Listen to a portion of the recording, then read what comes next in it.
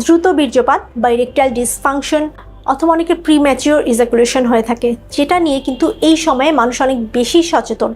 কিন্তু আপনার যদি লাইফস্টাইল হেলদি না হয়, আপনি যতই মেডিসিন গ্রহণ করেন না কেন, আপনি কিন্তু কোনোভাবেই এই প্রবলেম থেকে মুক্তি পেতে পারবেন না। এবং পাশাপাশি আপনার খাবার কিন্তু হেলদি হতেই হবে। অনেকেই জানতে চায় যে কোন ধরনের খাবারগুলো খেলে এই প্রবলেম থেকে খুব সহজে মুক্তি পেতে পারেন।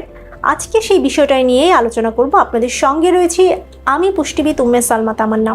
রাত জেগে থাকা এবং খুব সকালে ওঠার কিন্তু অভ্যাস আমাদের নেই। এক্সারসাইজ করার প্ল্যানও কিন্তু অনেকের থাকে না, বা অনেকে নিয়মিত এক্সারসাইজ করে না, সারাদিন হয়তো অফিসে থাকে, স্ট্রেসে কাজ করে, এবং যার কারণে কিন্তু একটা ফ্যামিলি লাইফে প্রবলেম দেখা দিতে পারে।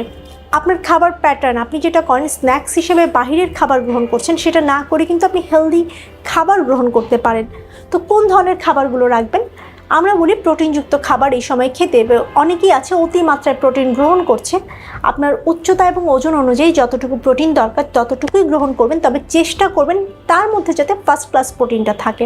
আপনি সকালবেলা ঘুম থেকে উঠে যদি 1 কোয়া বা 2 কোয়া কাঁচা রসুন এবং 1 ইঞ্চি পরিমাণ আদা কুচি জাস্ট ছোট ছোট টুকরো করে আপনি কিন্তু মেডিসিনের মতো গিলে ফেলতে পারেন। চিবিয়ে খেতে পারলে আরও ভালো, না পারলে মেডিসিনের মতো সলো করে নিয়ে নিতে পারেন। সাথে কিন্তু আপনি 2 চা চামচ খাঁটি মধু, যদি আপনার ডায়াবেটিস না থাকে আপনি নিতে পারেন। যদি আরেকটা গুরুত্বপূর্ণ যে বিষয়, আপনার ডায়াবেটিস এবং হাই ব্লাড প্রেশার যদি থাকে, কোলেস্ট্রল যদি বেশি থাকে, এটা কিন্তু আপনার নিয়ন্ত্রণে রাখতে হবে। হরমোনাল কোনো ইস্যু থাকলে, থাইরয়েড থেকে থাকলে, সেটাও কিন্তু আপনার নিয়ন্ত্রণে রাখতে হবে। তার পাশাপাশি আপনি অবশ্যই চেষ্টা করবেন আমি আজকে যে বিষয়গুলো বলবো, যে খাবারগুলোর কথা বলবো, এগুলো প্রতিদিনের খাবার তালিকায় রাখতে। সকালে আপনি ফাস্টফুড বা পরোটা এগুলো না খেয়ে আপনি ওটস রাখার চেষ্টা করবেন। ওটসে প্রচুর পরিমাণে অ্যান্টিঅক্সিডেন্ট থাকে, ভাইটামিনস, মিনারেলস থাকে, যেটা কিন্তু আপনার ব্লাড সার্কুলেশন বাড়াতে সাহায্য করবে। আপনার সেক্সুয়াল যে ডিজায়ার সেটা বাড়াতেও সাহায্য করবে। আপনি সকালে 1 গ্লাস দুধ, বাদাম, ওটস দিয়ে কিন্তু খেয়ে নিতে পারেন। সাথে অবশ্যই একটা ডিম সিদ্ধ থাকবে। নাস্তার পরে কিন্তু আপনি গাজরের জুস খেতে পারেন। গাজরের জুসে প্রচুর পরিমাণে অ্যান্টিঅক্সিডেন্ট থাকে, যেটা কিন্তু আপনার ব্লাড সার্কুলেশন বাড়াতে সাহায্য করবে এবং স্পার্ম কাউন্ট বাড়াতে সাহায্য করবে, টেস্টোস্টেরন লেভেল বাড়াতেও সাহায্য করবে। মিড মর্নিং স্ন্যাক্সে অনেক প্রচুর পরিমাণে কফি বা চা খায়, সেটা না খেয়ে আপনি এই সময়টাতে কিন্তু কলা খেতে পারেন। কলাতে প্রচুর পটাশিয়াম এবং ম্যাগনেসিয়াম পাওয়া যায়, যেটা কিন্তু আপনার জন্য অনেক উপকারী, আপনার স্ট্যামিনা বাড়াতেও সাহায্য করবে।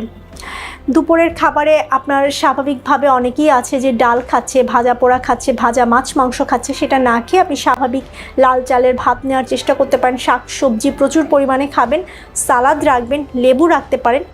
বিকালের খাবারে কিন্তু আপনি 1 মুঠো বাদাম রাখতে পারেন।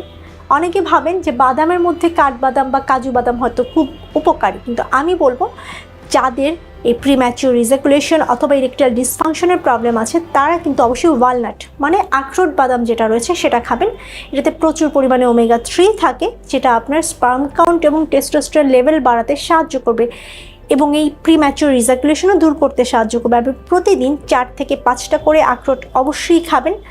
বিকালের দিকে আপনি চাইলে কিন্তু 1 গ্লাস দুধ রাখতে পারেন, বাসায় এসেও কিন্তু 1 গ্লাস দুধ খেতে পারেন অথবা দই খেতে পারেন। রাতে ঘুমাতে যাওয়ার আগে আপনি 1 গ্লাস দুধ, 1 চামচ পিনাট বাটার এগুলো কিন্তু ইজিলি খেতে পারেন, যেটা কিন্তু খুব সহজে আপনার স্ট্যামিনা বাড়াতে সাহায্য করবে। আরেকটা যে গুরুত্বপূর্ণ খাবার, আপনি ডার্ক চকলেট খেতে পারেন। ডার্ক চকলেট কিন্তু আপনার স্ট্রেস দূর করবে, মাইন্ড বা মন শান্ত রাখতে সাহায্য করবে, যে কারণে আপনি কোনো কাজে সহজে ফোকাস করতে পারবেন। আপনার খাবার প্যাটার্নটা যদি চেঞ্জ হয় এবং ঘুমাতে যাওয়ার আগে যে খাবারগুলো বললাম, সারাদিনে খাবারের প্যাটার্ন যেগুলো বললাম, এগুলো যদি আপনি মেনে চলেন, নিয়মিত যদি এক্সারসাইজ করেন, চেষ্টা করবেন 30 থেকে 40 মিনিট হাঁটাহাঁটি, জগিং বা রানিং করার জন্য। এই নিয়মগুলো যদি মেনে চলেন, তাহলে কিন্তু খুব সহজে আপনি এই প্রবলেম থেকে মুক্তি পেতে পারবেন। সবাই সুস্থ থাকবেন, ভালো থাকবেন। আল্লাহ হাফেজ।